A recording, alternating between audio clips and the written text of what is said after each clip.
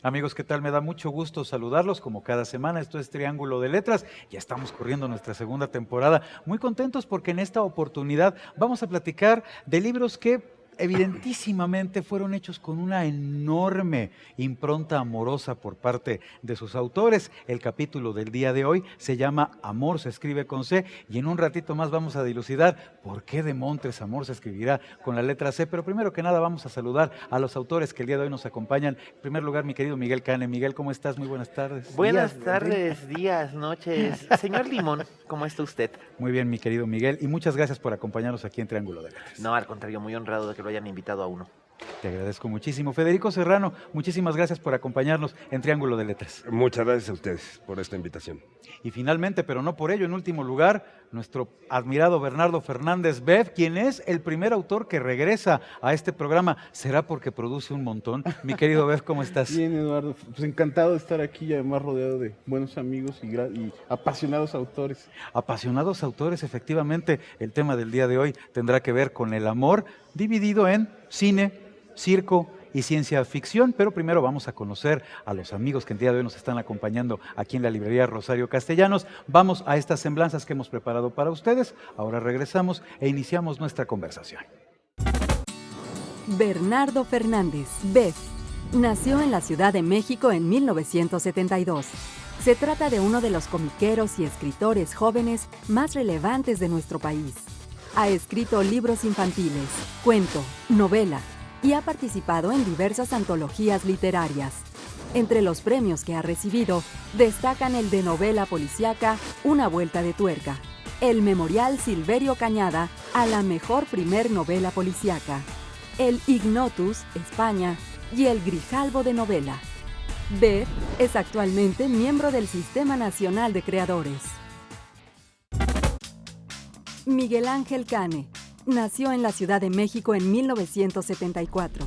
Es periodista, crítico de cine y escritor. Es autor de la compilación de entrevistas Íntimos Extraños, que reúne conversaciones con diversas figuras de la industria del cine. Es el crítico cinematográfico titular del diario Milenio. Ha publicado una novela, Todas las fiestas de mañana, y colaborado para diarios como El Comercio y para el Festival Internacional de Cine de Gijón. Federico Serrano Díaz, cineasta de formación. Ha sido consejero de diversos festivales culturales europeos. Promotor e investigador de las artes del circo en México, ha escrito sobre el tema para Milenio, El Universal y Proceso, entre otros medios. Ha recibido la medalla de la ciudad de Tourette-Levens, Francia, como reconocimiento a su labor en pro del circo. Coordinó la publicación conmemorativa Circo Ataide Hermanos, 125 años de historias, que reúne textos de Juan Villoro, Benito Taibo, Vicente Leñero y Alfredo Ataide, entre otros autores. 25 minutos en el futuro se llama uno de los libros más recientes, digo uno porque la verdad es que tiene una barbaridad, de Bernardo Fernández, quien junto con Pepe Rojo ha establecido un parámetro maravilloso para filtrar textos que tienen que ver con la ciencia ficción estadounidense y también canadiense. Vamos a conocer un poco más acerca de este texto que el día de hoy nos presenta aquí Bev. Ahora regresamos y platicamos. Godzilla, rumbo a su trabajo en la fundidora, pasa junto a un alto edificio que parece estar hecho principalmente de cobre brillante y vidrio oscuro que refleja el sol. Observa su propia imagen en los vidrios y recuerda los viejos tiempos. Se pregunta, ¿qué se sentirá pisar el edificio, escupirle fuego, besar las ventanas hasta oscurecerlas con su aliento ardiente y después bailar en éxtasis sobre las ruinas humeantes? Un día a la vez, se dice. Un día a la vez. La pregunta más lugar común de todas las preguntas lugar común que podría yo hacer, mi querido Bev, tiene que ver con ¿por qué 25 minutos en el futuro y no 30 o 16? En fin, partamos de ello y ahora, bueno, nos vamos incorporando para conversar un poco más. Dime, por favor. Pues hace alusión a un programa de televisión de los años 80. Bueno, primero fue película para televisión y luego se hizo un programa que se llama Max Headroom, que es uno además como de los, casi son un Ya lo recuerdo. manifiesto El personaje que virtual, luego, el sabio. que luego cierta refrescada lo trajo como de personaje publicitario. Exactamente. Max Headroom, que además era simulado porque no era gráfica digital, se hacía con métodos tradicionales. Y ese show, que además es casi un manifiesto del movimiento cyberpunk, empezaba siempre diciendo 20 minutos en el futuro, que es como una de las tomas de posesión de los cyberpunks en los años 80. Entonces, haciendo alusión a ese show, que fue como muy importante para la ciencia ficción de televisión de aquellos años, conjuntaba varias cosas. Por uno, la referencia a Max Headroom, por el otro, que quisimos juntar 25 cuentos más o menos de los últimos 25 años, de autores que no se hubieran traducido o se hubieran traducido muy poco. Sí, que hay una aspiración mayor del volumen. Ujú. Efectivamente, por alguna razón, durante muchos años en España y en Argentina se publicaban muchas antologías de ciencia ficción que recuperaban como los ganadores de los premios más importantes en inglés o lo mejor de algunas de las revistas de cuentos de ciencia ficción, que además algunas todavía andan por ahí, pero se dejó de hacer. Es muy caro traducir. Los derechos no son tan caros, pero eso es un problema, pues, ¿no? O sea, aquí había mucho riesgo porque había que tomar un grupo de autores prácticamente desconocidos en el castellano, pagar derechos y pagar traducción. Entonces eso lo volvió un libro muy complicado, de mucho riesgo. Afortunadamente la gente de Almadía nos dio luz verde a Pepe Rojo y a mí. Y nuestro criterio de selección fue buscar estos como 25 experiencias de lectura que nos hubieran volado la cabeza estrictamente como lectores. Nos referimos al consejo de varios amigos, buscamos quienes tenían premios importantes, propusimos, el gran motor de la antología fue Pepe, que además de ser un autor brillante, es un gran lector y un apasionado lector, no solo de ciencia ficción, sino digamos que es mi gurú personal y me ha sido mi educador sentimental en un altísimo porcentaje. Yo propuse algunos otros y así se fue conformando. Mi querido Miguel, tú has visto cualquier cantidad de cine. ¿Hay algo de cine de ciencia ficción que sea de tu particular predilección? ¿Algo que te haya marcado, Sí, que te guste? por supuesto. Siento que aunque el cine está dividido, como es natural, en géneros, en realidad hay muchas veces transgresiones de género. Yo suelo decir, por ejemplo, que la película de ciencia ficción más hermosa que jamás haya existido es Los paraguas de Cherburgo, de Jacques Demy, que mucha gente no comprende por qué digo esto cuando me refiero a ello, porque nominalmente no sería una película de ciencia ficción, es más bien considerada un musical. Pero yo les digo, piensen ustedes un momento en esto. ¿Qué sucede si Jacques Demy ha situado su película en un planeta donde la gente no habla, sino que canta y siempre hay música en el aire? Porque todos los diálogos, absolutamente todos los diálogos de esa película, todos, hasta el hola que dice el cartero, es cantado. Y todo el tiempo hay música en el aire. Entonces piensen, ¿qué pasa si esto en realidad, en vez de ser la Tierra, es parecidísimo a la Tierra, pero es un planeta donde siempre hay música en el aire y donde son estos colores tan vivos y donde todo mundo canta, no hablan sino que cantan? Entonces para mí, por ejemplo, esa es una película de ciencia ficción también. Por supuesto están los grandes clásicos que marcaron a mi generación. En mi caso, por ejemplo, ahora todo el mundo va a decir dice que ahora que ya se anunció el elenco de la nueva versión o el nuevo capítulo de La Guerra de las Galaxias. El famoso capítulo 7, ¿no? El famoso capítulo 7, que ha habido mucha controversia. Todo el mundo va a decir, ahora va a estar de moda durante un año hasta que se estrene odiar a La Guerra de las Galaxias. Yo puedo decir que yo he despreciado la Guerra de las Galaxias desde que era niño. O sea, antes de que se pusiera de moda. Desde 77 a ti te pareció que... Desde 77 a mí no me gusta. No me gusta absolutamente nada. Supongo que algo tendrá que ver que todos mis primos tenían todos los juguetes y tenían todas las espadas láser y todo. Y yo no tenía nada de eso. Ajá. Algo de eso tendrá que ver. Pero en realidad a mí no me gusta. A mí no me gusta George Lucas. Me parece un director deficiente y me parece un canalla. Pero eso es muy aparte. Pero sin embargo, creo que hay grandes películas épicas de ciencia ficción como Dunas, que aunque fallida es hermosísima. Sí, de David Lynch, ¿no? Es Por una supuesto, maravilla, por supuesto. filmada aquí, Música además. de Toto, recuerdo ahora, ¿no? Por La parte supuesto, final, y rol de créditos. filmada aquí en México con Bien. un montón de extras mexicanos. Es el mejor papel de Ernesto Laguardia. Exacto, Ernesto Laguardia. No, y de Alejandro Markovich, que también aparece allí, guitarrista también Caifán. por ahí estaba Claudia Ramírez y Angélica Aragón y hasta Yours Truly. Ah, sí. Pero nada más me alcanzo a ver en un long shot. Yo era el más pequeño de todos los Zetas, pues tenía 8 años. Si quieren más elementos para construir una mitomanía amateur que después se puede transformar en una gran mitomanía, bueno, pues por supuesto recurran al libro que el día de hoy nos está presentando aquí Miguel Cani, del que vamos a platicar ahora que regresemos de un corte comercial muy breve. Regresamos, estamos en Triángulo de Letras platicando acerca del amor, que en este caso, en este capítulo, se escribe con la letra C.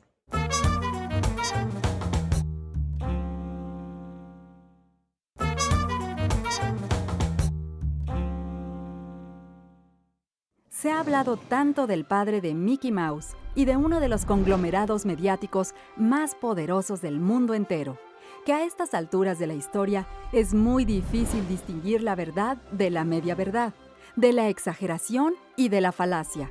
Se ha dicho, por ejemplo, que nació fruto de un idilio prohibido entre un rico y una criada en un pueblo español, y que Flora y Elías Disney lo adoptaron muy pequeño. Esto jamás se ha probado.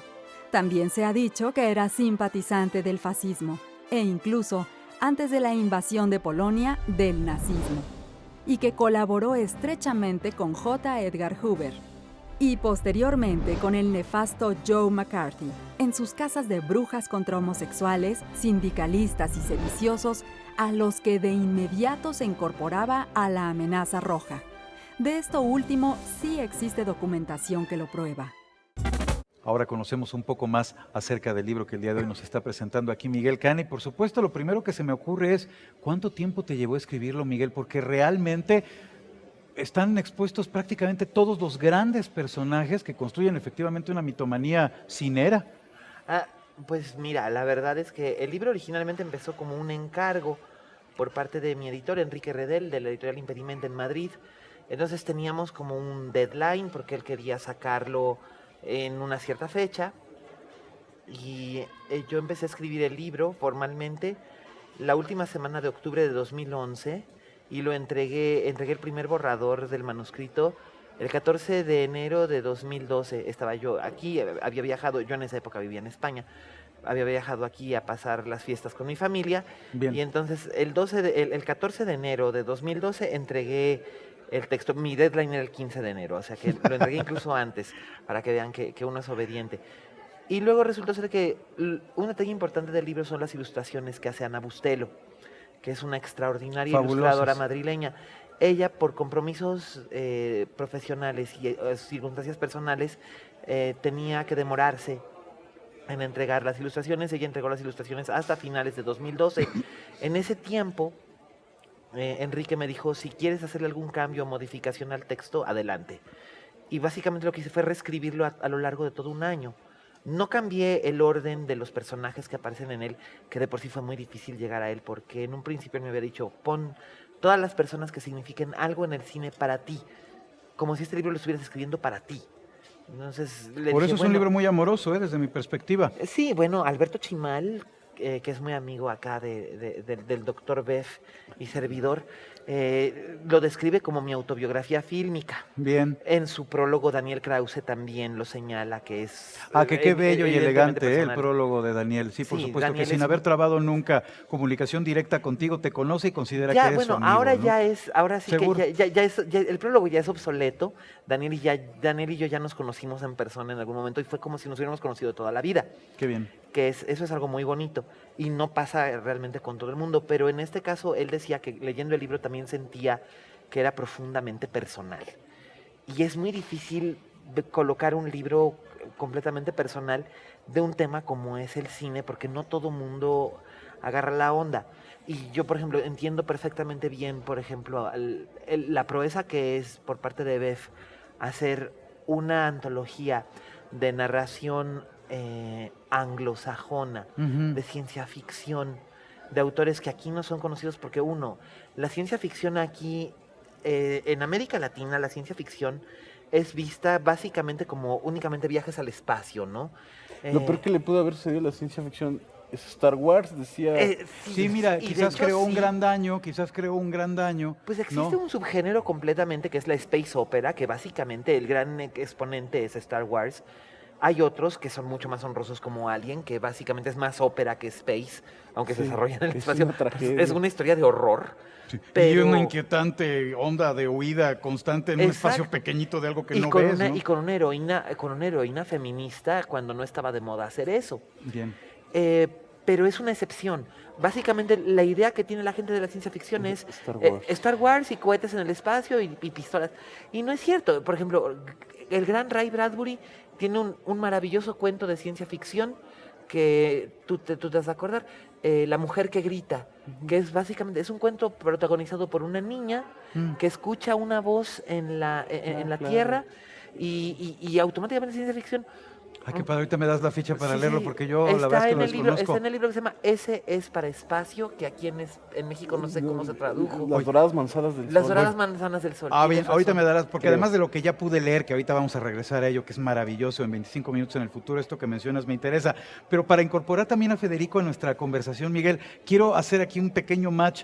Tú has aparecido en películas, no solo escribes sobre autores y actrices, Pero has eso aparecido en fue hace películas. 30 años y no me acuerdo. Entonces, ¿no quieres hacer referencia de la película en la que apareces? No, prefiero no, me da mucha vergüenza. Bueno, Yo ya soy que fan. Miguel... No Tú- diré, tú- no diré, y tú no lo no dirás. eres- soy Bueno, fan, está bien. soy Eres fan Se fan, quedará en tú eres fan, secreto. A mí me da vergüenza. Pero quien ahora que estábamos fuera del aire, bueno, en la pausa comercial nos comentaba que también ha aparecido en algunas películas y creo que sí lo querrá difundir en cadena nacional es Federico. Federico, platícanos, ¿en qué películas apareces? Pues mira, mi formación original es el cine. Bien. Entonces tuve el enorme privilegio de aparecer y trabajar con Jorge Fons en Los Albañiles, Qué maravilla. por ejemplo. Que es Grande. una Después, película basada culto, en ¿eh? un gran libro de Vicente Leñero. Leñero, ¿no? Vicente Leñero, claro.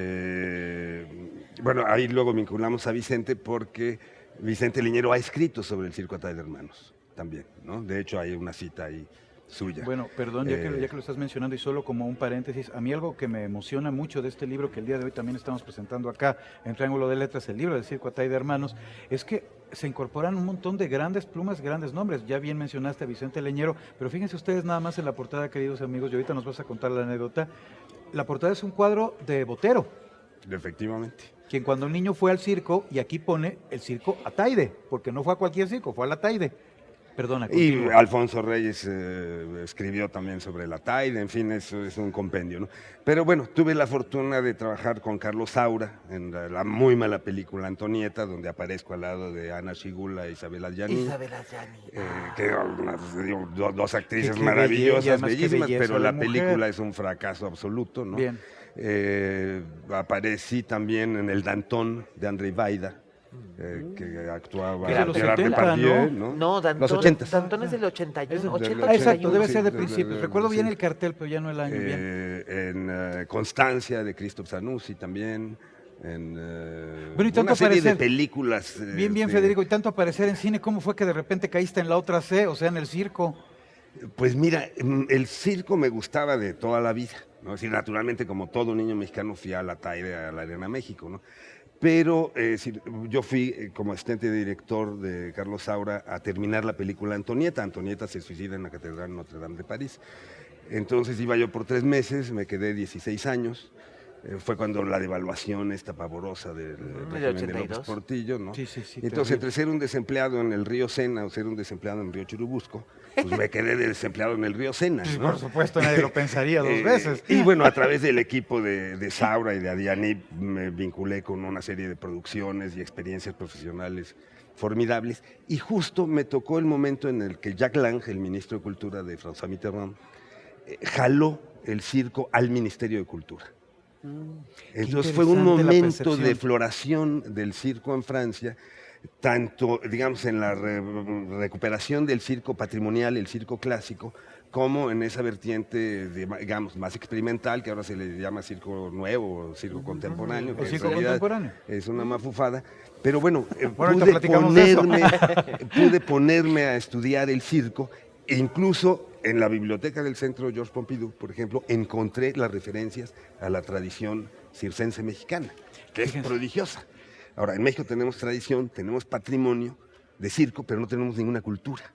Fíjense qué Y interesante. esa es una Estamos- paradoja muy compleja. Estamos hablando de una coyuntura social particularmente interesante, un momento de florecimiento del circo. Esto es una percepción acerca del hecho social, por supuesto, pero también cultural, más allá de escénico, que significa el circo. Vamos a ver una semblanza que hemos preparado acerca de Circo Atay de Hermanos, 125 años de historias. Ahora regresamos y continuamos platicando. Cine, ciencia ficción, circo.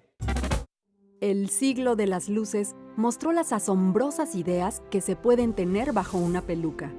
Algunas triunfaron a tal grado que cuesta trabajo advertir que fueron novedosas. Esa época fecunda, inventora de la enciclopedia y el pararrayos, también alteró la relación del caballo con el hombre. Como todos los tiempos, el siglo XVIII estuvo lleno de guerras y treguas, esas temporadas peligrosas que aburren a la milicia y fomentan el agotador espectáculo de los desfiles. En una de esas pausas, un sargento inglés se paró sobre el lomo de un caballo y descubrió que podía mantenerse en pie si avanzaba en círculo. Había descubierto los beneficios que la fuerza centrípeta aporta a la caballería recreativa. Fue el inicio del circo moderno, por eso su pista es circular. Bien, ya conocemos un poco más acerca del libro que el día de hoy nos está presentando acá Federico Serrano, El circo. Y bueno, ahora anotabas, Bev, qué curiosos los franceses, ¿no? Para la apropiación de la cultura popular siempre van como un pasito Legitimando adelante. su cultura popular, tienen un gran lo pienso con el paralelismo de los cómics, es como el primer lugar donde los cómics se valoran como arte. Bueno, como ellos arte han distintivo. defendido desde hace mucho tiempo la excepción cultural, ¿no? Que va desde el cómico, el cine o hasta los quesos, ¿no? Así es. Ahora, lo que es interesante de un texto que aparece en esta publicación de Juan Villoro es Juan sitúa el nacimiento del circo históricamente en el siglo de las luces, ¿no? Es decir, donde el hombre se replantea prácticamente todas las nociones, incluida la del entretenimiento, ¿no? Entonces, bueno, pues es natural que Francia, donde es decir, el circo además empieza a desarrollarse, a popularizarse por todo el continente europeo, pues haya tomado una iniciativa de esta naturaleza, ¿no? Ahora, el circo es un arte escénico, no es una expresión de cultura popular, es un arte escénico. En nuestro país fue Emilio Carballido precisamente el primer gran autor, el primer gran intelectual que dijo, señores, por favor, tenemos que actualizar nuestras políticas públicas, digamos, culturales con respecto a un arte que además en México tiene una tradición Naturalmente. milenaria, ¿no? Pero insisto, es decir, para las autoridades culturales de este país el circo no existe. Somos el sector más expuesto y el menos protegido de las artes escénicas. Y que además, digo, y aquí comienza un poco la polémica, en este momento histórico y social vive una especie de campaña en contra, ¿no?, del empleo de los animales dentro del circo, y hay una percepción social tendiente a el hecho de que el circo contemporáneo es mucho más virtuoso en tanto que no emplea animales que el circo convencional, como es el caso del Circo Ataide. ¿Tú qué piensas acerca de esto? Mira, yo creo que, bueno, el circo es un arte vivo, naturalmente evoluciona hacia muchos caminos, pero el circo clásico nació con animales, nació con caballos, ¿no? Y la relación del hombre con los animales es parte del proceso civilizatorio. El hombre y el animal se han relacionado para prácticamente lo que quieras. La guerra, la compañía, la siembra, el transporte. ¿Por qué no para celebrar la armonía, la danza, la comunicación y el respeto en una pista de circo? El cardenal Ravasi, que es el secretario de la Comisión de Cultura del Vaticano, decía, finalmente en el circo se cumple esa relación primigenia, originaria entre los hombres y los animales, porque hay respeto, ¿no? Y en la pista de circo el hombre y el animal danzan juntos, ¿no? Entonces, digo, es un atentado a la cultura, por una parte, querer prohibir los animales en los circos. Hay un problema político grave, porque finalmente no se está hablando de prohibir los espectáculos con animales, sino solamente los animales en los circos. Esto sería así como, para que la gente me entienda, el equivalente, vamos a permitir las bodas gays, pero nada más de mujeres, ¿no? Y a los hombres no. Ya. Entonces se está atacando a un sector específico, es una anomalía de nuestra vida democrática, porque las leyes deben ser generales para todos. Pero además, Querido Miguel, ibas a apuntar No, algo. perdón, pero Bev, primero, por favor. que comentábamos hace rato, que si alguien tiene que tratar bien a los animales es un artista circense, porque tigre, un león malhumorado es peligroso para el propio. Por supuesto, y uno ve la complicidad que se establece entre los entrenadores y los animales, es fantástica. Es decir, realmente llegan a un conocimiento. Como el animal no va a hablar ni va a decir me duele el estómago, me duele la cabeza, es decir, los entrenadores detectan todas estas cosas, ¿no? Entonces tienen un grado de complicidad y afinidades formidables. Yo creo que hay un enorme desconocimiento por parte de nosotros los legos sobre lo que ocurre realmente en el circo. Porque han circulado una inmensa cantidad de fotos y diciendo, es que dejaron un elefante tirado muerto en no sé dónde, dejaron un tigre muerto no sé en dónde. Por supuesto estas cosas suceden, pero son mínimas comparadas con la inmensa cantidad de circos que hay alrededor del mundo. Y el amor que se ha volcado por generaciones de artistas independientes, que eso es algo que a mí me consta. Y lo vemos no solamente en las películas, como mencionaba hace rato durante el corte, Trapecio o El espectáculo más grande del claro, mundo. porque estamos haciendo referencia a cuántas Claro, películas hay sobre sí, circo, ¿no? sobre circo y tal. Bien. Hay grandes Pero, obras de la pero cinematografía. a lo que voy es esto. Plantean algo que es muy importante y que es algo que siempre queda muy claro. El circo, siendo un microcosmos cerrado, obviamente es como una familia. Y lo vemos desde cintas como Freaks, de Todd Browning, Bien. Hermoso. que puede tener, por supuesto, un contexto siniestro y brutal hacia el final, pero en realidad es únicamente una consecuencia de lo que se plantea en un principio, que en realidad todo lo que hacen es protegerse unos a otros. En el circo, el artista circense, como señala Bev, protege y procura al animal, porque finalmente el animal... Es el un que animal vive, ¿no? salvaje, Y es- claro, además un tigre no se domestica, un tigre es un tigre. Entonces podrás tratarlo con amor y el tigre te tratará con amor, pero cualquier día se le alborota la hormona y tienes que saber cómo controlarlo, porque finalmente un tigre es un tigre, un elefante es un elefante, no son Bueno, perros. si además con animales domésticos hay de pronto reacciones terroríficas. Claro. ¿no? Es todo Aquí un el tema. problema está en que efectivamente hay muchos videos circulando por la red terroríficos. Es decir, Y no dudo que haya gente que haya sido muy cruel con Ah, no, animales no, en no, la teoría de los naturalmente. circos, ¿eh? Eso Aquí yo el no lo problema dudo. está en que no podemos generalizar. Eso es cierto. ¿no? Es decir, Bien. hay maestros que torturan a sus alumnos en el salón de Y hay clases. maestros que son una maravilla. Ya hay un De maestro que cariño es una y de maravilla. amor, Todos por los que yo supuesto. tuve en los colegios que fui.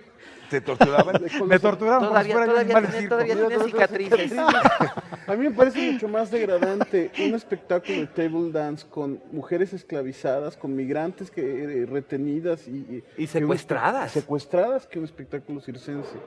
Cine, circo, ciencia ficción, libros que por supuesto generan polémica, pero además generan emoción porque son libros hechos con tanto amor. Realmente, yo los invito a que los disfruten. Circo Ataide Hermanos, 125 años de historias, que se expende solamente en las funciones del Circo Ataide y en algunas Y en librerías. algunas librerías de la Ciudad de México. Ah, muy bien, perfecto, allí se puede conseguir. 25 minutos en el futuro, ciencia ficción. Ciencia ficción. Una maravilla, mi querido Bev. Y por supuesto, agradezco muchísimo tu No, muchas presencia gracias. en el programa. Muchísimas gracias. Primer autor que viene por segunda vez al programa y de verdad que lo agradecemos. Federico, mil gracias también por haber estado con nosotros. Muchísimas gracias a ustedes. Y mi queridísimo Miguel Cane, expertazo, amoroso, maravilloso en cine.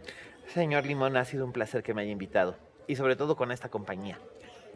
Y para nosotros ha sido un placer que nos sintonicen una vez más. Nos veremos la semana entrante en otro capítulo de Triángulo de Letras. Por hoy es todo. Momentáneamente aquí nos quedamos conversando y nos vemos la semana entrante. Yo le pido a nuestros autores que por favor nos firmen los ejemplares que han traído el día de hoy a nuestra emisión para que, bueno, pues los regalemos a los televidentes y nuevamente agradecerles a todos el favor de su presencia, el favor de su asistencia. Muchísimas gracias.